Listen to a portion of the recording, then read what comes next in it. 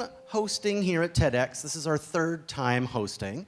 And every time we've hosted, we've also improvised our own little TED Talk as well.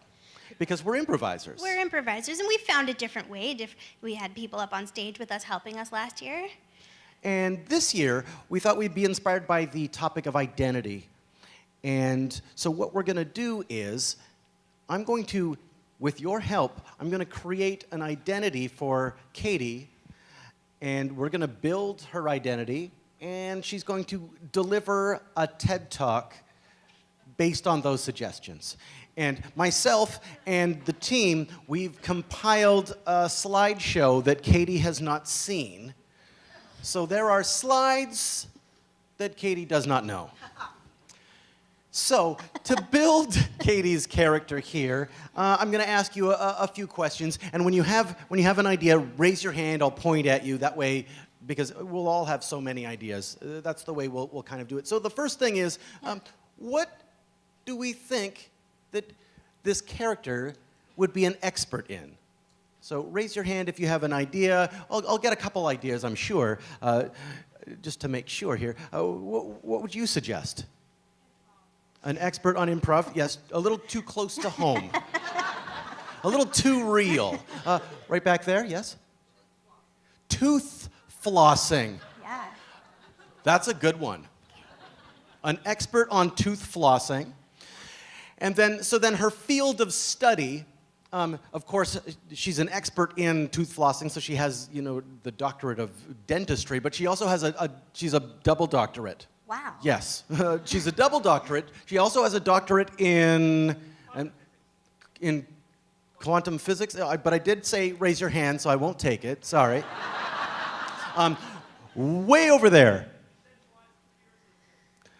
Decentralized computer systems. Very interesting topic. Are there any other ones? Right there. Yes.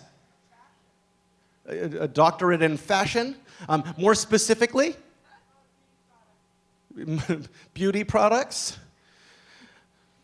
This is great. This is great.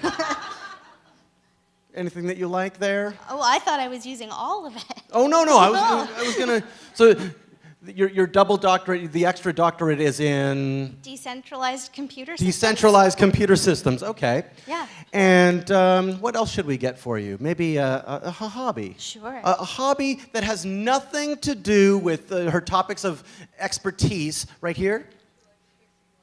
She likes fixing light bulbs as a hobby. Okay.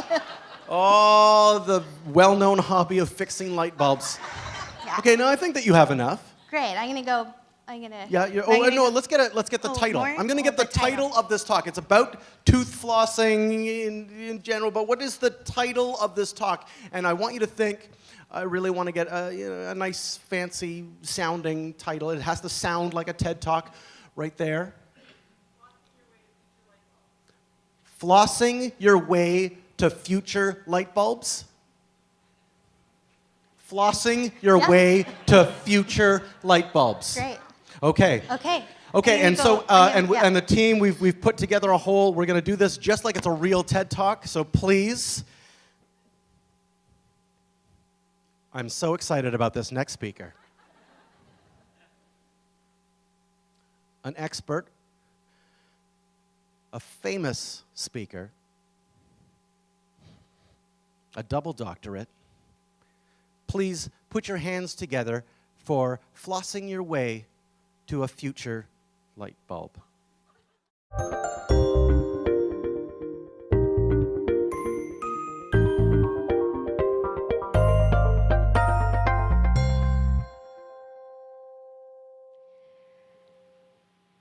When is the last time you flossed? Was it this morning? Was it yesterday? Was it 6 months ago? Was it a year ago? Was it 2 years ago? Was it 5 years ago? If you can't answer that question, then I have another question for you. What are you doing in the morning? Waking up and having a good, healthy oral health routine is very important. Not just for the health of your mouth, but for the other benefits that happen while we're taking the time to floss. There is an infinite amount of ideas that come to us while we're getting ready in the morning. That time that you spend doing mundane things, brushing your hair, flossing your teeth, making the bed, folding the laundry, that's not wasted time. We have to do those chores, but what if we could use that time to really think, to really maximize the productivity of our day? This was my father.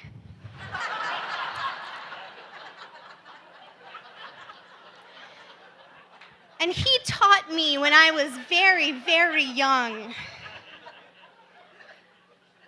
that if you're having fun, you'll never work a day in your life. Think about that. You'll never work a day in your life. Wow. Everyone look at your hand. Look at your hand. There are about 8 points I want you to notice. I want you to look at the chart and look at your hand. Look at the chart and look at your hand. Look at your hand. Look at the person's hand beside you. I want you to match up those dots on your hand with their hand. It's so simple, but it's powerful and it's meaningful. And this is where I'd like you to think about your computer. A computer is just a network like we've created here. It's a bunch of hands coming together, and those hands are made out of wires. And if we can create a world where there are more computers talking to each other and more hands holding each other's hands, what couldn't we do? Science. It's gonna be big. I truly believe that if we spent less time not thinking about science and more time thinking about science, that we would all have the next big idea. And I believe that I have the next big idea. And I've been thinking about it really hard for a really long time. I play games in my head while I'm flossing my teeth, while I'm folding my clothes. I do those little mind exercises. We'll all do one right now. What if there was a train coming and your family were on the tracks and you had to decide how, we all know what I'm saying, right? And I think that's important. I don't need to be very, very clear for you to understand exactly what I mean. Do you know how old you are right now? I mean, do you really know how old you are right now? I'm not talking about what it says on your driver's license. I'm not talking about what you celebrated on your last birthday. What if you're actually 2 years older than you think you are? Would you know? How? The world is a scary place right now. I think we can all agree with that. There's pollution, dictators. There's a lot of scary things that are happening. I think back to when I was in dentist school. I had a professor. She was amazing. She told my whole class, whenever you're feeling afraid, go to a window, open it, look outside. It was amazing advice.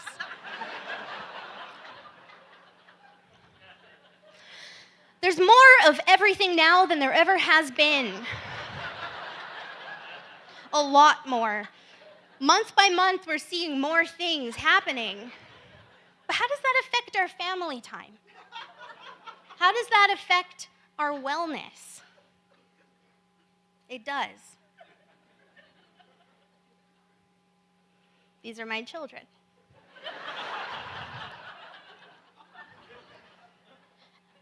And this is you. Every one of you has the ability to have an amazing idea. And I say this with the utmost enthusiasm. When you're changing a light bulb physically, it can be more. Change the light bulbs metaphorically. Change the light bulbs that are lighting up the crevices of your mind. The crevices deep inside your brain, change them. And the next time they light up, that is your big idea. You did it. Thank you.